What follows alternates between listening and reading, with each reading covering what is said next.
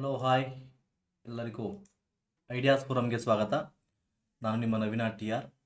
ಕರ್ನಾಟಕದಲ್ಲಿಯೇ ಪ್ರಥಮ ಬಾರಿಗೆ ಸಮಗ್ರವಾಗಿ ಭಾರತ ಮತ್ತು ಕರ್ನಾಟಕದ ಇತಿಹಾಸವನ್ನು ಚರ್ಚೆ ಮಾಡುವಂಥ ಕೆಲಸ ಐಡಿಯಾಸ್ ಫೋರಮ್ ತಂಡದ ವತಿಯಿಂದ ಆಗ್ತಾ ಇದೆ. ಈ ಒಂದು ಸರಣಿಯಲ್ಲಿ ಈಗ ನಾನು ಮಾಡುತ್ತಿರುವಂತಹದ್ದು 256ನೇ ವಿಡಿಯೋ. ಯಾರು ಕಳೆದ ವಿಡಿಯೋಗಳನ್ನು ನೋಡಿಲ್ಲ, ವಿಡಿಯೋಗಳನ್ನು ನೋಡ್ಕೊಳ್ತಾ ಬನ್ನಿ. ಸಪ್ರೇಟ್ ಪ್ಲೇ ಲಿಸ್ಟ್ನ ಕ್ರಿಯೇಟ್ ಮಾಡಲಾಗಿದೆ. ಐಡಿಯಾಸ್ ಫೋರಮಲ್ಲಿ ಟೆಲಿಗ್ರಾಮ್ ಗ್ರೂಪಿಗೆ ಜಾಯ್ನ್ ಆಗಿ ಹಲವಾರು ನಿಮಗೆ ಕ್ವಿಜ್ಗಳನ್ನು ಮಾಡಲಾಗ್ತಾಯಿದೆ. ಅಲ್ಲಿ ಅದನ್ನು ಕೂಡ ಹೆಲ್ಪನ್ನು ಪಡ್ಕೋಬೋದು. ಐಡಿಯಾಸ್ ಫೋರಮಲ್ಲಿ ಹಲವಾರು ಕೋರ್ಸ್ಗಳು ಲಭ್ಯ ಇವೆ. ಯೂಟ್ಯೂಬಲ್ಲಿ ಒಂದ್ಸಲ ಚೆಕ್ ಮಾಡಿ ಯಾವ್ಯಾವ ಕೋರ್ಸ್ಗಳು ಲಭ್ಯವಿದೆ ಅಂತೇಳಿ. ಕಳೆದ ಕ್ಲಾಸಲ್ಲಿ 1857 ದಂಗೆಗೆ ಸಂಬಂಧಪಟ್ಟಂತೆ ನಾನು ಚರ್ಚೆ ಮಾಡ್ಕೊಂತ ಬಂದಿದ್ದೆ. ಭಾರತದಲ್ಲಿ ಯಾವ ರೀತಿಯಾಗಿ 857 ದಂಗೆ ಆಯಿತು, ಅದನ್ನ ಈ ಬ್ರಿಟಿಷರು ಯಾವ ರೀತಿಯಾಗಿ ಹತ್ತಿಕ್ಕಿದ್ರು ಅಂತ ಕೂಡ ನಾನು ನಿಮಗೆ ಚರ್ಚೆ ಮಾಡ್ಕೊಂತ ಬಂದಿದ್ದೆ. ಇಲ್ಲಿ ಕೊನೆಯದಾಗಿ ದಂಗೆ ಆದ ನಂತರ ಕೊನೆಯದಾಗಿ ಏನು ಆಯಿತು ಅಂದಾಜು ಎಸ್ಟಿಮೇಟ್ ನೋಡಿದಾಗ ಈ ಒಂದು 857 ದಂಗೆ ವಿಫಲ ಅಂತ ಕರೀತಾರೆ. ವಿಫಲವಾಯಿತು. ಅದಕ್ಕೆ ಹಲವಾರು ಕಾರಣಗಳಿವೆ. ಮನಸ್ಸು ಮಾಡಿದ್ರೆ ಇಡೀ ಭಾರತವೇ ಅವರ ಹಿಂದೆ ನಿಂತಿದ್ರೆ, ಆ ದಂಗೆಯ ವಿರುದ್ಧವಾಗಿ ನಿಂತಿದ್ರೆ, ಅವರು ಆಟೋಮೆಟಿಕ್ ಆಗಿ ಯಾವತ್ತೂ ಬ್ರಿಟಿಷರನ್ನ ಭಾರತದಿಂದ ಓಡಿಸ್ಬೋದಿತ್ತು. ಆದರೆ ಅದು ಆಗ್ಲಿಲ್ಲ. ಆ ಒಂದು ದಂಗೆಯನ್ನ ಬ್ರಿಟಿಷರು ಬಹಳ ಸುಲಭವಾಗಿ ಅದನ್ನು ಹತ್ತಿಕ್ಕುವಂತಹ ಕೆಲಸವನ್ನ, ನಿರ್ದಯವಾಗಿ ಹತ್ತಿಕ್ಕುವ ಕೆಲಸವನ್ನ ಮಾಡ್ತಾ ಹೋದ್ರು. ಅದಕ್ಕೆ ಹಲವಾರು ಫೇಲ್ಯೂರ್ಗಳನ್ನು ನಾವು ನೋಡ್ತಾ ಹೋಗ್ತೇವೆ. ಅದನ್ನ ನಾನು ನಿಮಗೆ ಚರ್ಚೆ ಮಾಡ್ಕೊಳ್ತಾ ಬರ್ತೇನೆ. ಬಹುಮುಖ್ಯವಾಗಿ ಈ ಒಂದು ದಂಗೆನ ನೀವು ಅಬ್ಸರ್ವ್ ಮಾಡಿದ್ರೆ, ಈ ದಂಗೆಯಲ್ಲಿ ಕರ್ನಲ್ ಬಕ್ತವರ್ಕರನ್ನ ಬಿಟ್ಟು ಇನ್ನೆಲ್ಲರೂ ಕೂಡ ಅವರದ್ದೇ ಆದಂತಹ ಸ್ವಂತ ಹಿತಾಸಕ್ತಿಗಳನ್ನು ಹೊಂದಿದ್ದಾರೆ ಅಂತ ಹೇಳ್ಬೋದು. ಹಲವಾರು ಜನ ನನ್ನ ರಾಜನ ನನ್ನ ಕೆಲಸ ಹೋಗಿದೆ, ನನಗೆ ಪೆನ್ಷನ್ ಬರ್ತಾ ಇಲ್ಲ, ನನ್ನ ಪೊಸಿಷನ್ ಉಳಿಸ್ಕೊಳ್ಳಿಕ್ಕೆ ನಾನು ನವಾಬನಾಗಿ ಆಳಬೇಕು ಅಂತೇಳಿ ಈ ರೀತಿಯಾದ ಮೈಂಡ್ ಸೆಟ್ ಅನ್ನು ಇಟ್ಕೊಂಡು ಹಲವಾರು ಜನ ದಂಗೆ ಎದ್ರ ಹೊರತು ದೇಶವನ್ನ ಇಟ್ಕೊಂಡು ದೇಶಕ್ಕೋಸ್ಕರ ನಾನು ಬ್ರಿಟಿಷರ ವಿರುದ್ಧವಾಗಿ ಹೋರಾಟ ಮಾಡ್ತೀನಿ ಅಂತೇಳಿ ಯಾರು ಇಲ್ಲ, except colonel Bakhtawar Khan. Colonel Bakhtawar Khan ಒಬ್ಬರಿಗೆ ಇದ್ದು ದೇಶಕ್ಕೋಸ್ಕರ ಹೋರಾಟ ಮಾಡಬೇಕು ಅಂತೇಳಿ ಇನ್ಯಾರಿಗೂ ಆಲ್ಮೋಸ್ಟ್ ನಾವು ನೋಡಿದಂಗೆ ಅವರದ್ದೇ ಆದಂತಹ ವೆಸ್ಟೆಡ್ ಇಂಟ್ರೆಸ್ಟ್ ಅನ್ನು ನಾವು ನೋಡ್ತಾ ಹೋಗ್ತೇವೆ. ಆದ್ರಿಂದ ಇದು ಫೇಲ್ಯೂರ್ ಆಗ್ತದೆ.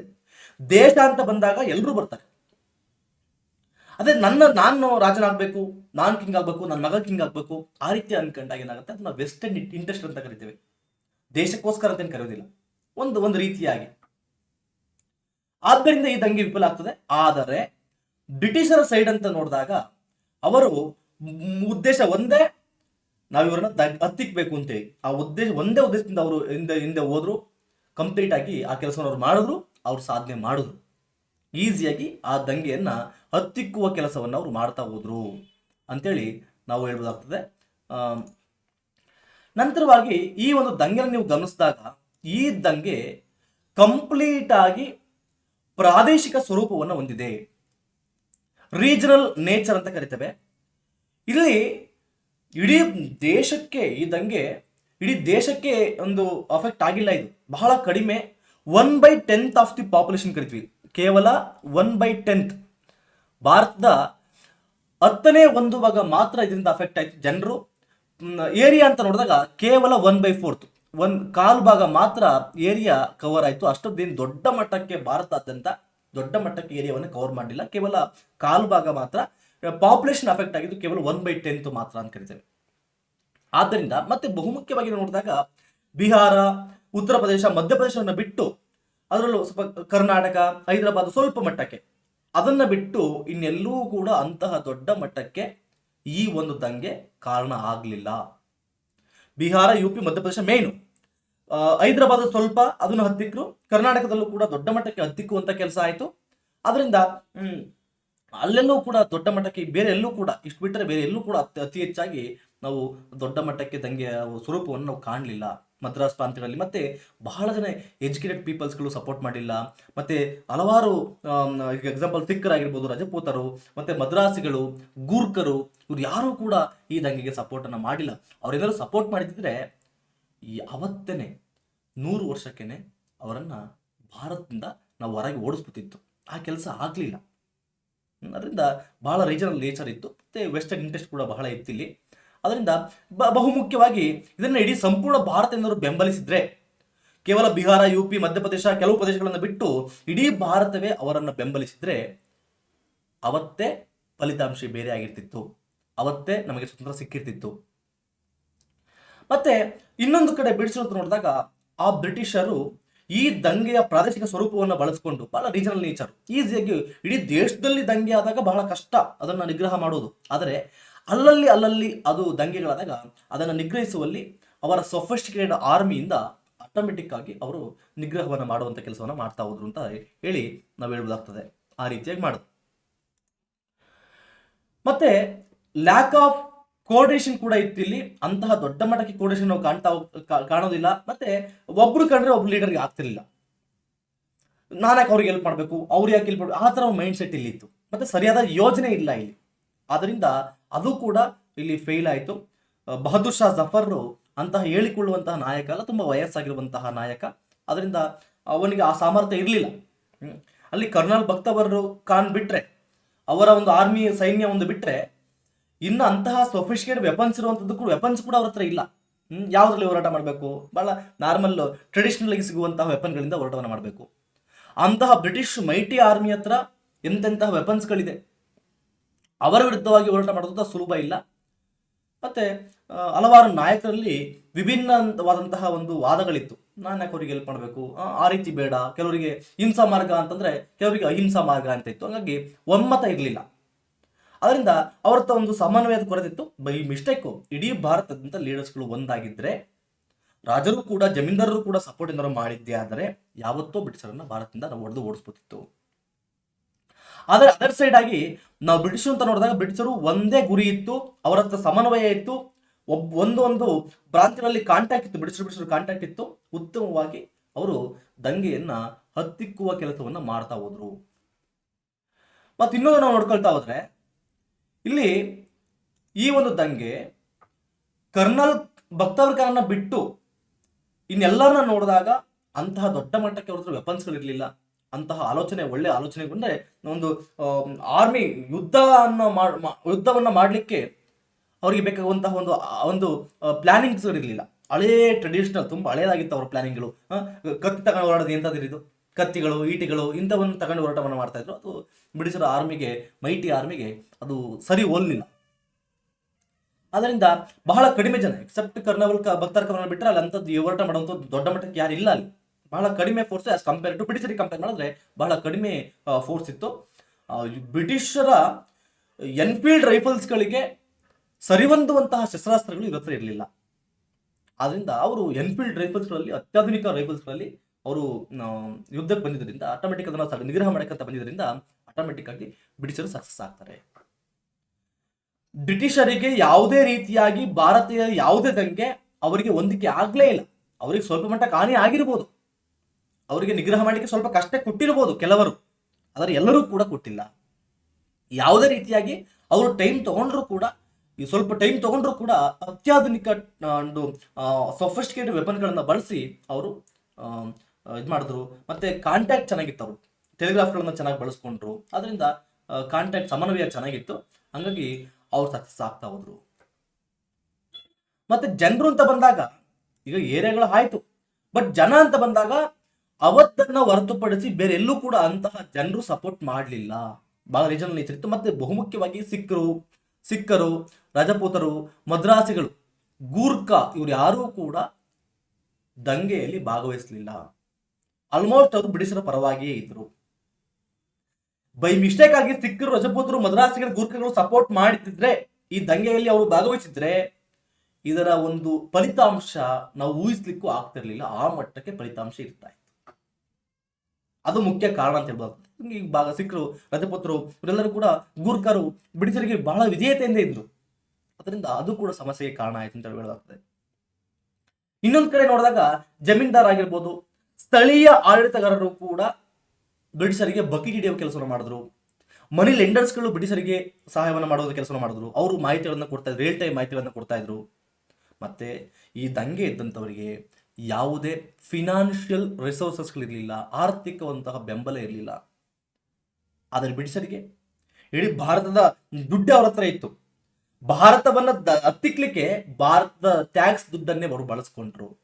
ಆ ರೀತಿ ಅವರಿಗೆ ಫೈನಾನ್ಷಿಯಲ್ ಸಪೋರ್ಟ್ ಬಹಳ ಚೆನ್ನಾಗಿತ್ತು, ಅವ್ರ ಹಿಂದೆ ಇತ್ತು.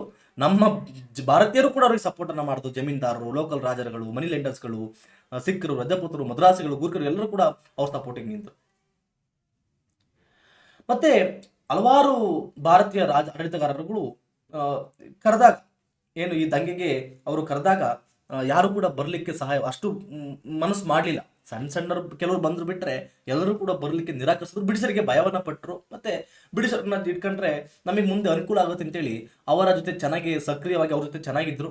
ಅದರಿಂದ ಮತ್ತೆ ಯಾರು ಕೂಡ ಗ್ವಾಲಿಯರ್ನ ಸಿಂಧಿಯಾ, ಇಂದೋರ್ನ ಹೋಲ್ಕರ್ರು, ಪಟಿಯಾಲ, ಸಿಂಧು, ಮತ್ತೆ ಸಿಖ್ ರಾಜರುಗಳು, ಸಿಖ್ ಮುಖ್ಯಸ್ಥರುಗಳು ಯಾರು ಕೂಡ, ಕಾಶ್ಮೀರದ ರಾಜ ಯಾರು ಕೂಡ ಇಲ್ಲಿ ಭಾಗವಹಿಸಲಿಲ್ಲ, ಇದರಲ್ಲಿ ಸಪೋರ್ಟ್ ಮಾಡಲಿಲ್ಲ. ಮತ್ತೆ ನೋಡಿ, ಇಡೀ ಭಾರತದಲ್ಲಿ ಇದು ದೊಡ್ಡ ಮಟ್ಟಿಗೆ ಒಂದು ದಂಗೆ ಆದರೂ ಕೂಡ ಇದು ಅಫೆಕ್ಟ್ ಆಗಿದ್ದು ಕೇವಲ 1/10 ಆಫ್ ಇಂಡಿಯನ್ ಪಾಪ್ಯುಲೇಷನ್. ಭಾರತದ ಜನಸಂಖ್ಯೆ ಕೇವಲ 1/10 ಭಾಗ ಅಂತ ಕರೀತೇವೆ. ಮತ್ತೆ ಏರಿಯಾ ಅಂತ ನೋಡಿದಾಗ ಕೇವಲ 4/1 ಭಾಗ, ಇಡೀ ಭಾರತದ ಕಾಲು ಭಾಗ ಮಾತ್ರ ಇದರ ಎಫೆಕ್ಟ್ಗೆ ಒಳಗಾಗಿತ್ತು. ಅಂತ ದೊಡ್ಡ ಮಟ್ಟಕ್ಕೆ ಇಲ್ಲ, ಜನಗಳು ಕೂಡ ಅಷ್ಟು ಎಫೆಕ್ಟ್ ಆಗಿಲ್ಲ ಇದು. ಅದರಲ್ಲೂ ಕೂಡ ಅವರಿಗೆ ಸಪೋರ್ಟ್ಸ್ ಜಾಸ್ತಿ ಇದ್ರು.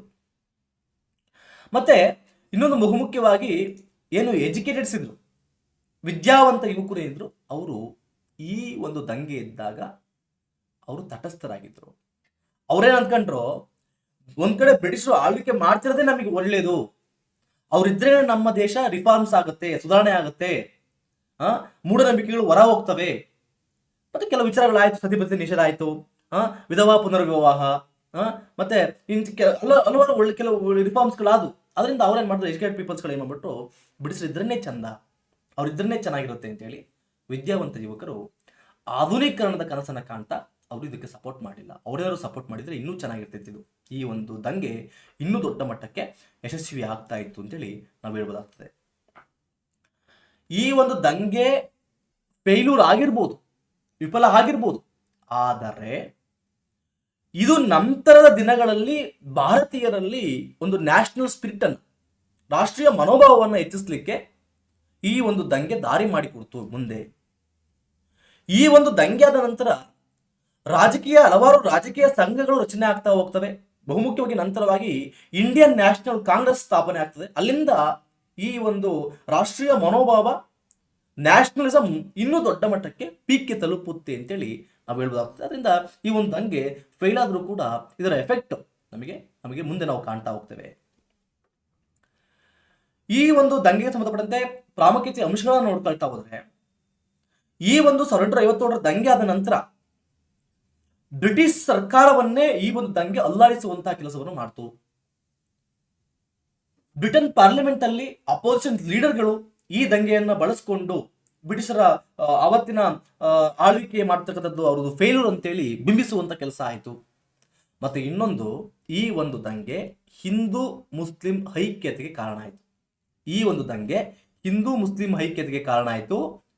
ಇದನ್ನ ಗಮನಿಸಿದಂತಹ ಬ್ರಿಟಿಷರು ಯಾವಾಗ 857ರ ದಂಗೆಯಲ್ಲಿ ಹಿಂದೂ ಮತ್ತು ಮುಸ್ಲಿಮರು ಯಾವುದೇ ಭೇದ ಭಾವ ಇಲ್ಲದಲೇ ಇಲ್ಲಿ ಹೋರಾಟವನ್ನ ಮಾಡಿದ್ರು, ಅದನ್ನ ಅವ್ರು ಗಮನಿಸಿದಾಗ ಅವ್ರು ಅನ್ಕೊಂಡ್ರು, ಮುಂದೆ ಹಿಂದೂ ಮುಸ್ಲಿಮರು ಒಂದಾದ್ರೆ, ಅವ್ರ ಮುಂದೆ ಇನ್ನೂ ಒಂದಾದ್ರೆ ನಮಗೆ ಕಷ್ಟ ಆಗುತ್ತೆ ಅಂತೇಳಿ ಅವ್ರೇನ್ ಮಾಡಿದ್ರು, ಡಿವೈಡ್ ಮಾಡುವಂಥದ್ದು, ಡಿವೈಡ್ ಅಂಡ್ ರೂಲ್, ಅವರನ್ನ ವಿಭಾಗ ಮಾಡಿ, ಹಿಂದೂ ಮತ್ತು ಮುಸ್ಲಿಮರನ್ನ ವಿಭಾಗ ಮಾಡಿ ಆಳ್ವಿಕೆ ಮಾಡುವ ಕೆಲಸವನ್ನು ಕೂಡ ಮಾಡ್ತಾ ಹೋದ್ರು.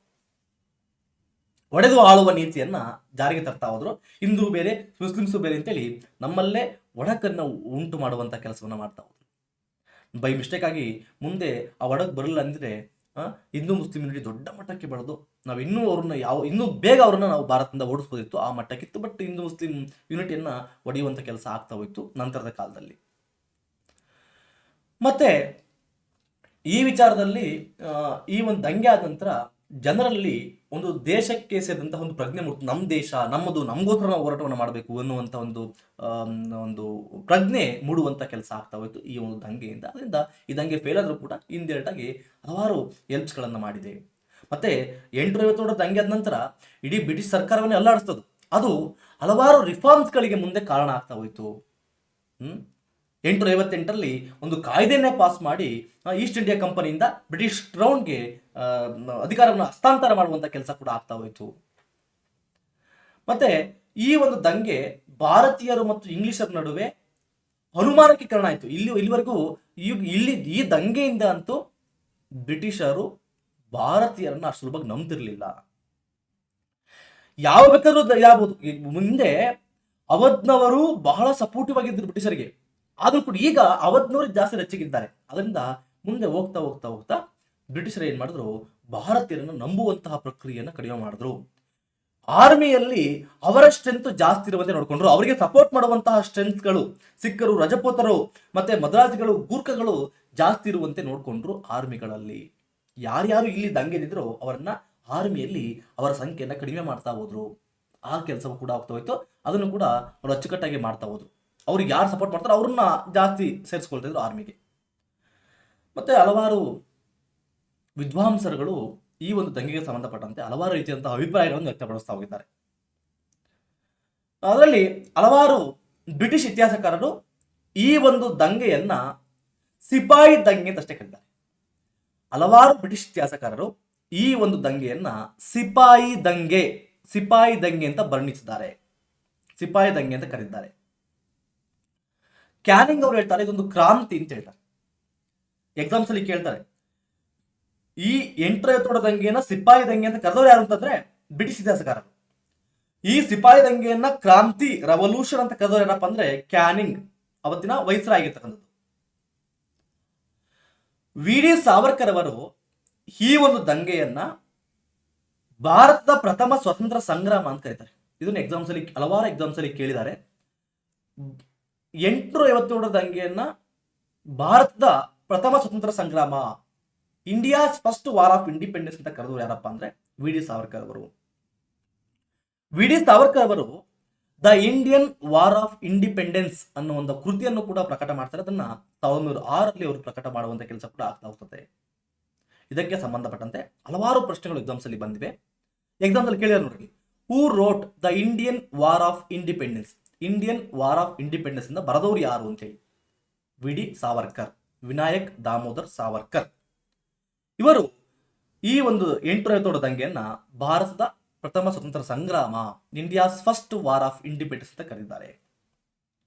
ಇನ್ನೊಂದು ಪ್ರಶ್ನೆ, who termed the uprising of 1857 as the first war of independence. 857 ದಂಗೆಯನ್ನ ಭಾರತದ ಪ್ರಥಮ ಸ್ವತಂತ್ರ ಸಂಗ್ರಾಮ ಅಂತ ಕರೆದವರು ಯಾರಪ್ಪ ಅಂದ್ರೆ V D Savarkar. V D Savarkar ಅವರು ಇದರ ಕರೆದಿದ್ದಾರೆ. ಎಕ್ಸಾಮ್ಸ್ ಅಲ್ಲಿ ಕೇಳಿದ್ದಾರೆ, ಹಲವಾರು ಎಕ್ಸಾಮ್ಸ್ ಅಲ್ಲಿ ಕೇಳಿದ್ದಾರೆ. ಎಸ್ ಎನ್ ಸೇನ್ ಅವರು ಹೇಳ್ತಾರೆ, ಈ ಒಂದು ದಂಗೆ not an organised national revolt, ಸಂಘಟಿತ ರಾಷ್ಟ್ರೀಯ ದಂಗೆ ಅಲ್ಲ ಅಂತ ಹೇಳ್ತಾರೆ. ಅದ್ರ ಬಗ್ಗೆ ಒಂದು ಪುಸ್ತಕ ಕೂಡ ಬರೆದಿದ್ದಾರೆ, ಶೈಲೇಂದ್ರನಾಥ್ ಸೇನ್ ಅವರು ಬರ್ತಾರೆ. ಅದನ್ನ ಅವರು ಹಲವಾರು ಇತಿಹಾಸಕಾರರು ಇದನ್ನ ಬೇರೆ ಬೇರೆ ರೀತಿಯಾಗಿ ಬಿಂಬಿಸ್ತಾ ಹೋಗ್ತಾರೆ. ಮತ್ತೆ ಆರ್ ಸಿ ಮಜುಮ್ದಾರ್ ಅವರು ಹೇಳ್ತಾರೆ, ಬಹಳ ಫೇಮಸ್ ಹಿಸ್ಟೋರಿಯನ್ ಇವರು ಹೇಳ್ತಾರೆ, the revolt of 1857 is neither first nor national nor a war of independence. ಇದು 857 ದಂಗೆ ಸಿಪಾಯಿ ದಂಗೆ, ಪೂರ್ಣ ಸಿಪಾಯಿ ದಂಗೆ ಅಲ್ಲ ಇದು, ಇದ್ದ ಪ್ರಥಮ ರಾಷ್ಟ್ರೀಯ ಸ್ವತಂತ್ರ ಹೋರಾಟವೂ ಅಲ್ಲ ಇದು ಅಂತೇಳಿ, ಮತ್ತೆ ರಾಷ್ಟ್ರೀಯ ದೊಡ್ಡ ಮಟ್ಟದ ದಂಗೆನೂ ಕೂಡ ಅಲ್ಲ ಅಂತೇಳಿ ಹೇಳುವಂತ ಕೆಲಸ ಮಾಡ್ತಾರೆ. ಬಿಕಾಸ್ ಅದನ್ನು ನೀವು ಒಂದು ರೀತಿಯಾಗಿ ನೋಡಿದಾಗ ಹೌದು ಅನ್ಸುತ್ತೆ, ಬಹಳ ವೆಸ್ಟರ್ನ್ ಇಂಟ್ರೆಸ್ಟ್ ಇತ್ತು, ನ್ಯಾಷನಲ್ ಮಟ್ಟದಲ್ಲಿ ಏನಿದೆ ಆಗಿಲ್ಲ. ಕೇವಲ 1/10 of the population, 1/4 of the Indian ಏರಿಯಾದಲ್ಲಿ ಆಗಿರುವಂಥದ್ದು, ಏರಿಯಾ ಕವರ್ ಆಗಿರುವಂಥದ್ದು. ಅದರಿಂದ ಇದನ್ನ ಅವರು ಈ ರೀತಿಯಾಗಿ ಬಿಂಬಿಸ್ತಾ ಹೋಗ್ತಾರೆ ಅಷ್ಟೇ. ಬಟ್ ಇಂಡೈರೆಕ್ಟ್ ಆಗಿ ಇದಂಗೆ ಹೆಲ್ಪ್ ಆಗಿದೆ. ಇದಕ್ಕೆ ಸಂಬಂಧಪಟ್ಟಂತೆ ಎಕ್ಸಾಮ್ಸ್ ಅಲ್ಲಿ ಕೇಳೋರು ನೋಡಿ, the statement the so called first national war of independence was neither first nor national nor a war of independence is associated with, ಯಾವ ರೀತಿ ಕರೀತಾರೆ ಅಂತಂದ್ರೆ ಆರ್ ಸಿ ಮಜುಮ್ದಾರ್ ಅವರು ಕರೀತಾರೆ, ಇದನ್ನು ಕೇಳಿದ್ದಾರೆ. ಮತ್ತೆ ಇನ್ನೊಂದು KS ಅಲ್ಲಿ ಕೇಳಿರುವಂತಹ ಪ್ರಶ್ನೆ ಇದು, 1857 ಪಡೆಗಳನ್ನು ಬೆಂಬಲಿಸಿದವರು ಏನಾದರೂ ಕಳೆದುಕೊಂಡಿದ್ದವರು. ನೋಡ್ರಿ, 857 ದಂಗೆಯಲ್ಲಿ ಯಾರು ಭಾಗವಹಿಸಿದ್ರು? ಅವರೇನಾದ್ರು ಕಳ್ಕೊಂಡಿದ್ರು, ರಾಜ್ಯವನ್ನು ಕಳ್ಕೊಂಡಿದ್ರು, ಅಥವಾ ಅವಧ್ ತಾಲೂಕುದಾರರು, ಝಾನ್ಸಿಯ ಸರ್ದಾರರುಗಳು, ನಾನಾನ ಬಳಗ, ಮುಘಲ್ ರಾಜ್ಕುಮಾರರು, ಅಥವಾ ಫೈಜಾಬಾದ್ನ ಮೌಲ್ವಿ ಅಂತೆ ಗತವೈಭವದಲ್ಲಿ ಆಸಕ್ತರಾಗಿದ್ದಂತಹ ವರ್ಗದವರು, ಆಳ್ವಿಕೆ ಮಾಡುವುದರಲ್ಲಿ ಆಸಕ್ತರಾಗಿರುವಂತಹ ವರ್ಗದವರು ಮಾತ್ರ ಇಲ್ಲಿ ಭಾಗವಹಿಸಿದ್ದಾರೆ ಯೂಶಲಿ ನೋಡಿದಾಗ ಅಂತ ಹೇಳೋರು ಯಾರಪ್ಪ ಅಂತಂದ್ರೆ ಆರ್ ಸಿ ಮಜುಮ್ದಾರ್ ಹೇಳ್ತಾರೆ. ಇದು ರಾಷ್ಟ್ರೀಯ ಸ್ವತಂತ್ರ ಹೋರಾಟ ಅಲ್ಲ, ಇದೆಲ್ಲ ಅವರವರ ವೆಸ್ಟೆಡ್ ಇಂಟ್ರೆಸ್ಟ್ಗೆ ಸಂಬಂಧಪಟ್ಟಿದೆ ಅಂತ ಹೇಳ್ತಾರೆ. ನಾನಾ ಬಳಗಾರ್, ಮುಘಲ್ ರಾಜ್ಕುಮಾರರು ಅವರು, ಫೈಜಾಬಾದ್ನ ಮೌಲ್ವಿ ಅವರು, ಝಾನ್ಸಿಯ ಸರ್ದಾರರುಗಳು, ಔದ್ನ ತಾಲೂಕುದಾರರುಗಳು ಇವರೆಲ್ಲ ಸಪೋರ್ಟ್ ಮಾಡಿದ. ಹಂಗಾಗಿ ಇದು ರಾಷ್ಟ್ರೀಯ ಸ್ವತಂತ್ರ ಹೋರಾಟ ಅಲ್ಲ ಅಂತ ಹೇಳ್ತಾರೆ ಆರ್ ಸಿ ಮಜುಂದಾರ್ ಅವರು. ಮತ್ತೆ ಇನ್ನೊಂದು ಪ್ರಶ್ನೆ ಕೇಳಿದ್ದಾರೆ ಅದೇ ಎಕ್ಸಾಮ್ಸ್ ಅಲ್ಲಿ, 1857 ದಂಗೆಯು ಮೊದಲ ಸ್ವತಂತ್ರ ಯುದ್ಧ ಎಂಬ ಪರಿಕಲ್ಪನೆಯನ್ನು ತಿರಸ್ಕರಿಸಿದವರು ಯಾರು ಅಂತೇಳಿ ಆರ್ ಸಿ ಮಜುಂದಾರ್ ಅವರೇ ಇದನ್ನ ತಿರಸ್ಕರಿಸಿದ್ದು ಮೊದಲ ಸ್ವತಂತ್ರ ಯುದ್ಧ ಅಲ್ಲ ಅಂತೇಳಿ ಅವ್ರು ಹೇಳುವಂತ ಕೆಲಸ ಕೂಡ ಮಾಡ್ತಾ ಹೋಗ್ತಾರೆ. ಇನ್ನೊಂದು TR ಹೋಮ್ಸ್ ಅವ್ರು ಹೇಳ್ತಾರೆ, ಈ ಒಂದು ದಂಗೆ ನಾಗರಿಕತೆ ಮತ್ತು ಅನಾಗರಿಕತೆಯ ನಡುವಿನ ಸಂಘರ್ಷ ಅಂತ ಹೇಳ್ತಾ ಹೋಗ್ತಾರೆ. ಇನ್ನೊಬ್ರು ತಾರಾ ಚಂದ್ ಅವ್ರು ಹೇಳ್ತಾರೆ, ಇದು ಕಳೆದು ಹೋದ ಶಕ್ತಿ, ಪ್ರೆಸ್ಟೀಜ್ ಮತ್ತು ಸವಲತ್ತುಗಳನ್ನ ಮರಳಿ ಪಡೆಯಲು ಮಧ್ಯಕಾಲೀನ ಆದೇಶದ ಕೊನೆಯ ಪ್ರಯತ್ನ ಅಂತ ಹೇಳ್ತಾರೆ. ಅಷ್ಟೇ, ಇನ್ನೇನು ಸವಲತ್ತುಗಳನ್ನ ಪಡಲಿಕ್ಕೆ, ಪ್ರೆಸ್ಟೀಜ್ ಅನ್ನ ಪಡಲಿಕ್ಕೆ ಬಿಟ್ಟರೆ ಇನ್ನೇನು ಅಲ್ಲ ಅಂತ ಹೇಳಿ ಅವ್ರು ಹೇಳ್ತಾ ಹೋಗ್ತಾರೆ, ತಾರಾಚಂದ್ ಅವ್ರು ಹೇಳ್ತಾ ಹೋಗ್ತಾರೆ. ಇನ್ನೊಂದು ಪ್ರಶ್ನೆ ಕೇಳಿದ್ದಾರೆ ನೋಡಿ, 1857 ದಂಗೆಯನ್ನ ಪಿತೂರಿ ಅಂತ ಕರೆದವರು ಯಾರು ಅಂತೇಳಿ. ಪಿತೂರಿ ಕಾನ್ಸ್ಪಿರಸಿ ಅಂತ ಕರೆದವರು ಸರ್ ಜೇಮ್ಸ್ ಔಟ್ರಾಮ್ ಮತ್ತು W. ಟೇಲರ್.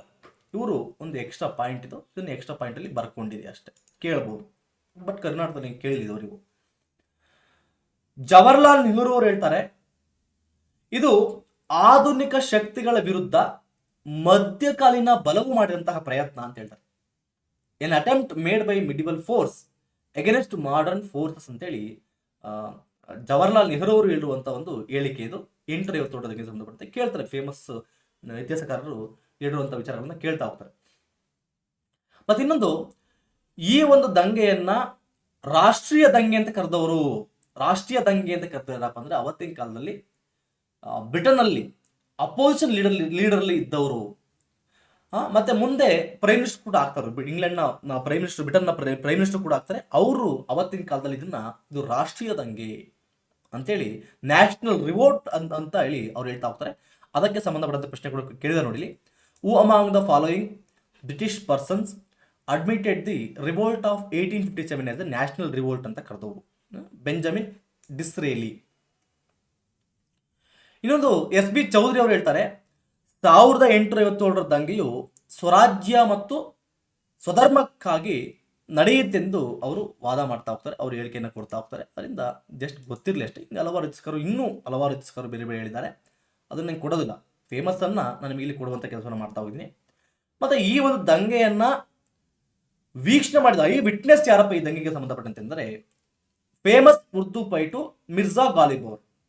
ಮಿರ್ಜಾ ಗಾಲಿಬ್ ಅವರು 1857 ದಂಗೆಯ ಐ ವಿಟ್ನೆಸ್, ಸಾಕ್ಷಿದಾರರು ಅಂತ ಕರಿತೀವಿ. ಅವರು ಇದನ್ನ ಕಣ್ಣಿಂದ ನೋಡಿದವರು, ಈ ದಂಗೆಯನ್ನ ಹೇಗೆ ನಿಗ್ರಹ ಮಾಡಿದ ಎಲ್ಲವನ್ನು ಕೂಡ ಕಣ್ಣಿನ ನೋಡಿದ್ರು, ಅದರಿಂದ ಐ ವಿಟ್ನೆಸ್ ಅಂತ ಕರಿತೀವಿ. ಇವರು ಕೂಡ ಇದ್ರ ಬಗ್ಗೆ ಹೇಳ್ತಾ ಹೋಗಿದ್ದಾರೆ.